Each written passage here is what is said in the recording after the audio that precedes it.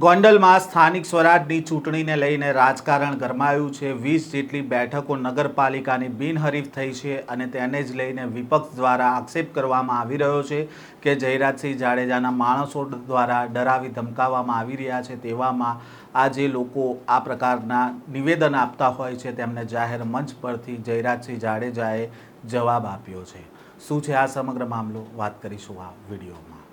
વૈષ્ણવજન તો તેને કહીએ જે પીડ પરાઈ જાનાને રે। નમસ્કાર, નવજીવન ન્યૂઝમાં આપનું સ્વાગત છે। હું છું જયંત દાફડા। ગોંડલમાં સ્થાનિક સ્વરાજની ચૂંટણીને લઈને અત્યારે રાજકારણ ગરમાયું છે। જ્યારે ફોર્મ ખેંચવાનો અંતિમ દિવસ હતો ત્યારે કોંગ્રેસ અને ભાજપના નેતાઓ સામસામે આવી ગયા હતા। ગોંડલમાં ચૂંટણી પહેલાં જ નગરપાલિકાની 20 બેઠકો બિનહરીફ થઈ છે, એટલે કે ત્યાં મતદાન નહીં થાય, કારણ કે કોંગ્રેસના જે ઉમેદવારો હતા તેમણે ફોર્મ પરત ખેંચી લીધું છે। જો કે કોંગ્રેસના આ ઉમેદવારોએ ફોર્મ પરત ખેંચતા વિપક્ષના નેતાઓ દ્વારા આક્ષેપ કરવામાં આવ્યો। જયરાજસિંહ જાડેજા અને તેમના માણસો દ્વારા ધાક ધમકી આપવામાં આવી રહી હતી અને તેના કારણે દબાણવશ થઈને આ ઉમેદવારોએ ફોર્મ પરત ખેંચી લીધું, તે પ્રકારના આક્ષેપો કરવામાં આવ્યા હતા। તો બીજી બાજુ જયરાજસિંહ જાડેજા દ્વારા આ આક્ષેપોને લઈને જાહેર મંચ પરથી જવાબ આપવામાં આવ્યો હતો કે તેમણે એક પણ ઉમેદવારને સિંગલ ફોન ના તેમણે કે તેમના માણસોએ કર્યો છે। તેમણે વિકાસને જોઈને તેઓ ભાજપમાં જોડાયા છે। પહેલાં તો વિપક્ષને નેતાઓ જે પ્રકારે આક્ષેપ કરતા હોય છે તેમને શું જવાબ આપ્યો છે જયરાજસિંહ જાડેજાએ, તે સાંભળો। કાર્યાલયના ઉદ્ઘાટન પ્રસંગે ઉપસ્થિત મંચ ઉપર સૌ આપણા ભારતીય જનતા પાર્ટીના વરિષ્ઠ આગેવાનો, મુરબ્બી રમેશભાઈ, હમણાં જેમના સન્માન થયા એવા તાલુકા પંચાયતના સભ્યો, નગરપાલિકાના બહુમતી બધા સભ્યો, બધાને હૃદયપૂર્વકની શુભેચ્છા પાઠવું છું। મને લાગે છે કે વાતાવરણની જો ચર્ચા કરવાની વાત આવે તો એમાં ખાસ કરીને ગોંડલની, ભાઈ હમણે એક શબ્દ પ્રયોગ કર્યો, આ ગોંડલને તો હાવ ગુંડા નગરી તરીકે આ બધે ચિતરી નાખીશ। મારી તમને બધાને બે હાથ જોડી નમ્ર વિનંતી એના માટે છે। મિર્જાપુર, ભાઈ સારી વાત કરી કે બોર્ડ આપણે એને વડાવવા ટાણે ગમતી વસ્તુ આપણે ભેગી દેવી જોઈએ, આપણા સંસ્કાર છે, એટલે આપણે એને ગમતું બોર્ડ અને આપણને ગમતું બોર્ડ એટલે આ સર ભગવત આપણા મગન બાપા દર વખતે બોલે છે કે સર ભગવત સિંહનું આ ગોંડલ સંસ્કારી નગરી તરીકે જેને બિરુદ મળી ચૂક્યા છે, આ ઈ ગોંડલ। મને લાગે છે ખામેવાળા મિત્રો ભાઉભાઈ મને યાદ કરાવ્યું, મને યાદ નહોતું કે કાલે થોડો ગણગણાટ કર્યો। એ ગણગણાટનો મેં અમુક મુખ્ય અંશ મેં સાંભળ્યા। હવે એનો જો જવાબ દેવો હોય તો એનો જવાબ કુદરત પાસે છે, આપણી પાસે એનો જવાબ છે જ નહીં। એમાં કોઈ કોંગ્રેસના આગેવાને એમ બોલતા હતા હજી હું 80 વર્ષ જીવવાનો છું, એવું મેં સાંભળ્યું। ભાઈ આમાં કેને કેટલા વર્ષ જીવવું તમારે મારે નક્કી કરવાનું નથી, એ ઉપરવાળો આપણી દોરી ક્યારે ખેંચી લેવી નક્કી કરશે।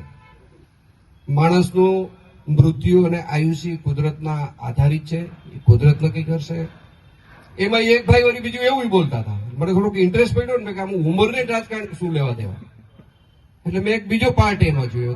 એક ભાઈ એમ કહેતા હતા કે મારા જેવા આવા કોઈના નામ લઈને હું મારું મોઢું બગાડતો નથી। એક ભાઈ એવું બોલ્યા કે મારા જેવા, તમે કાલની ક્લિપ જોજો એટલે તમને ખબર પડી જાય, 10 જણા હોય પણ ગાંડાનું ક્યાંય ગામ ન હોય ભાઈ, આ ગામમાં એક જ હોય, ગામમાં 10 હોય કોઈ દિવસ, કોણ છે તમને ખબર છે? આવો બધો બકવાસ કરે। તમે પ્રજાના તમાચા ખાવ છો, અમારે તમને કોઈને મારવા નથી। એક આગેવાન તો એમ કહેતા હતા કે મને કોઈક મારે તો સારું। શા માટે મારીએ ભાઈ? અમે આગેવાન છીએ, તમને લોકો તમાચો મારે એ સારું લાગશે। તમને લોકો તમાચો જો કે મારી જ દીધો, બહુમતી નગરપાલિકા બિનહરીફ થઈ ગઈ, જરાય શંકાને સ્થાન નથી। જે લડે છે એ જંગી લીટથી છૂટવાના છે, છૂટાવવા માટે પણ તમને બધાને હું આ મિર્જાપુરના બોર્ડ માટે વિનંતી કરું છું કે જંગી લીટથી છૂટાવજો। તાલુકામાં પણ બધાને મારી નમ્ર વિનંતી છે, તાલુકાની જનતાએ હાજર છે ને મારે બીજું યાદ કરાવવું છે। મગફળી કેન્દ્રનો વિરોધ ક્યાંથી થયો? મગફળી કેન્દ્રનો વિરોધ મગન બાપા ક્યાંથી થયો? મગફળી હજી ફરીથી પૂછું છું, બધાને યાદ છે ને ગામડાવાળાને? આ વીસી વાળો પ્રશ્ન સુલતાનપુરથી શરૂ થયો. ખેડૂતોનો માલ સામાન્ય રીતે સારી વ્યવસ્થાથી વેચાતો તો એમાં કોઈને ગમ્યું નહીં. એમાં એને રોડા નાખવાના પ્રયત્ન કર્યા, નાખ્યા. બે દી 4 દી કેન્દ્રો બંધ રહ્યા. આ પણ હું ગ્રામ્ય જનતાને યાદ કરાવું છું કે આ ભૂલતા નહીં. અવસર મળ્યો છે. ગોંડલની મગફળી કેન્દ્રની જો હું વાત કરું તો મારાથી વિશેષ બાઉભાઈ વાત કરી શકશે, પણ કદાચ ગુજરાતમાં ગોંડલ જેવું કોઈ ખરીદી કેન્દ્ર હતું નહીં, હું ગેરંટી સાથે તમને કહું છું. ગેરંટી સાથે કહું છું. કોઈ નાના ખેડૂને કદાચ કોઈનો ડબડો હબડો માલ હોય તો પણ આપણા કેન્દ્રો એનો માલ ખરીદ્યો છે. એમાં આગેવાની બાઉભાઈ કરી છે કે ગમે એમ તો એની પસીનાની કમાણી છે. આવું ન જોઈ શકે અને એમાં રોડા નાખે. એ તમે ગામડાવાળા ખાસ યાદ રાખજો ને. આપણે ગામડાવાળાનું ખેડૂતોને આપણને એક બિરુદ છે કે ઉઘાડ ભગો કોઈથી ભૂલતો નથી. તમે આ પ્રશ્ન ભૂલતા નહીં. આપણી સુખાકારીમાં કેને આડી ટાંગ કરી છે અને આ ગામમાં જે મિર્જાપુરનું બોર્ડ લગાડી ગયા છે એ કોણ લગાડી ગયો છે તે સમજી વિચારીને જંગી લીડથી તમે ગ્રામ્ય વિસ્તારના ઉમેદવારને છૂટાવજો. હજી ઘણી સભા બાકી છે, એટલે આવા લોકોમાં આપણે ટાઈમ બગાડવો નથી. અને લોકોનો તમાચો પડે એ જ મને યોગ્ય લાગે છે. અને મને લાગે છે કે જે રીતે એનું વાણી વર્તન ને એનો વ્યવહાર પ્રજારે છે, મેં કે આપણા કોઈ કાર્યકર્તા મિત્રોએ આમાંથી કોઈને ફોન ખેંચવા માટે સાદો ટેલિફોન નથી કર્યો. મગન બાપા સામેથી મારા બંગલે આવ્યા છે, સામેથી મને વિનંતી કરી છે કે ભાઈ અમારા સગાવાળાએ એમ કીધું ગામમાં આટલું સરસ કામ થાય છે, ગામમાં ખૂબ જ સરકાર રૂપિયા આપે છે, ગામની સુવિધાની અંદર હવે લગભગ કાંઈ ઘટતું નથી. તમે આઇકોનિક રોડ જોયો હશે કે બધા જાવ ત્યારે જોતા જાજો રાતનું દ્રશ્ય. આવા 6 રોડ થવાના છે. આપણી કલ્પના નથી એવું આપણા ગામની અંદર વિકાસ થયો છે. વેરી તળાવ આજે ભરાઈ ગયું છે, આ કોઈથી જોવાતું નથી. પણ આપણે બાજવાનો મારવાનો કોઈ એવો સમય આપણી પાસે છે નહીં. આપણી યારે જનતા જોડાયેલી છે અને અમારા વતી જનતા તમાચો મારે એ મને વધુ સારું લાગશે. તમાચો એક ગાલે તો પડી ગયો છે, બીજે ગાલે 28 તારીખે આપણે એને ચોંટાડી દેવાનો છે. એવી મારી હું તમને બધાને વિનંતી કરું છું જંગી લીટથી. બીજી એક ખાસ કે બધાને આનંદ થાય એવી વાત કે અત્યાર સુધીની વ્યવસ્થાની અંદર રમેશભાઈ તમને પણ બધી માહિતી આપું કે આપણા શહેર અને તાલુકામાંથી નાની મોટી જ્ઞાતિ આપણે લઈ લઈ, મોટો સમાજ લઈ લઈ, લેવા પટેલ સમાજ, કડવા પટેલ સમાજ, કોળી સમાજ, ખાંટ સમાજ, કેટલા બધા સમાજ, અંદાજે 22 સમાજ. એટલે આપણે ખાલી ભાષણ નથી કરતા કે 18 આલમ આ મંચ ઉપર આપણે બોલીને વયા નથી જતા. અને જો 18 આલમ અહીં બેઠી છે, બધાને જ્ઞાતિ પૂછી લ્યો. એમાં લુહાર છે, એમાં દરજી છે, એમાં દરેક ખત્રી છે, ભાટિયા છે, દરેક સમાજ છે. એમાં કોઈ સમાજ નથી એવું નહીં.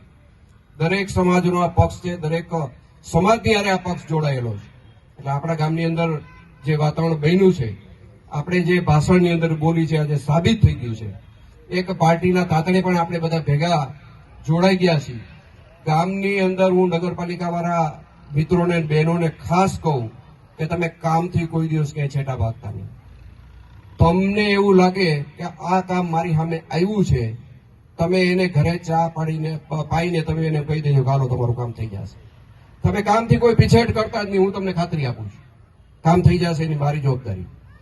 એવી જ રીતે તાલુકાના મિત્રોને કહું છું કે રોડ રસ્તાની મેજર પ્રશ્ન સોલ્વ થઈ ગયો છે, પણ કદાચ નાનો મોટો પ્રશ્ન હોય તો તમે બિંદાસ થઈને કહી દેજો કે તમારું કામ થઈ જશે. તમને આ વેદના નહીં સહન કરવી પડે એની જવાબદારી પણ મારી છે. એટલે કામકાજની બાબતમાં આપણે આગળ રહેશું. આ તકે હું સરકારનો પણ આભાર માનું છું કે આપણે જ્યારે સરકાર પાસે રૂપિયો માંગ્યો છે ને બહેનો ખાસ, ત્યારે સરકારે આપણને 1.25 રૂપિયો આપ્યો છે. અને સરકારે આપણને 1.25 રૂપિયો આપ્યો છે. આપણી નગરપાલિકાએ ભાઈ શ્રી અશોકભાઈ પિન્ટુભાઈએ એ 1.25 રૂપિયાનો 1.5 રૂપિયો કરીને ગામને આપ્યો છે. એના માટે બધા મિત્રોને પણ હું અભિનંદન પાઠવું છું કે અહીંયા એને વાતું કરવા વાળો તો ગમે વાતું કરશે ભાઈ, આમ થઈ ગયું, આમાં તેમ થઈ ગયું, કાંઈ થતું નથી. સરકારનો પૈસો પ્રજાની સામે વપરાય છે અને પ્રજાલક્ષી વપરાય છે. તો તમને બધાને મારી નમ્ર વિનંતી છે કે બાકી બચેલી સીટો માં થોડી ગરમીનું વાતાવરણ છે, તો તમને બધાને મારી વિનંતી છે, ગામની ઉપર જે કલંક લાગ્યું છે એ કલંકને ભૂસવા માટે તમે પેલા ગામમાં પથારી ફેરવી દો એની, પછી શહેરમાં ગામડામાં તમારા હાથમાં બટન છે, આ પથારી ફેરવવાનો સમય આવ્યો છે ત્યારે એનો રેકડો નીકળી જવો જોઈએ. ઉપરવાળા વડીલોની પણ એવી લાગણી છે. તમે બધા સાંભળો છો, આભાર. જે કંઈ કામકાજ હશે એની ચર્ચા કરશું. જયરાજસિંહ જાડેજાએ કહ્યું કે કેટલાક લોકો દ્વારા ગોંડલને મિર્ઝાપુર તરીકે ચિતરવામાં આવતું હતું અને તે લોકોને હવે જવાબ આપવાનો સમય આવી ગયો છે. તેમણે જે જિગીસા પટેલ દ્વારા મગફળી કેન્દ્ર ઉપર જઈને જે તે સમયે માથાકૂટ કરી હતી અને ત્યારે 2 દિવસ મગફળી કેન્દ્ર બંધ રહ્યું હતું, તે ઘટનાને પણ યાદ કરી અને કહ્યું કે ગોંડલમાં બધું સમૂહસૂત્રું ચાલી રહ્યું છે, પણ કેટલાક લોકો ગોંડલને બદનામ કરવાનો પ્રયાસ કરી રહ્યા છે, જેથી હવે સ્થાનિક સ્વરાજની ચૂંટણીમાં આ નેતાઓને જવાબ આપવાનો સમય આવી ગયો છે. આમ અત્યારે ગોંડલમાં જે પ્રકારે બિનહરીફ બેઠકો થઈ છે તેને લઈને વિપક્ષના નેતાઓનું કહેવું છે કે જયરાજસિંહ જાડેજા અને તેમના માણસો દ્વારા દબાણ કરવામાં આવ્યું, તો બીજી બાજુ જયરાજસિંહ જાડેજા દ્વારા આ મામલાને લઈને સ્પષ્ટતા કરવામાં આવી કે તેમના તરફથી કે તેમના માણસો તરફથી એક પણ ફોન પણ આ ઉમેદવારોને નથી કરવામાં આવ્યો. આ પ્રકારના સમાચાર અહેવાલ સાથે ફરી મળીશું. નવજીવન ન્યૂઝ સાથે જોડાયેલા.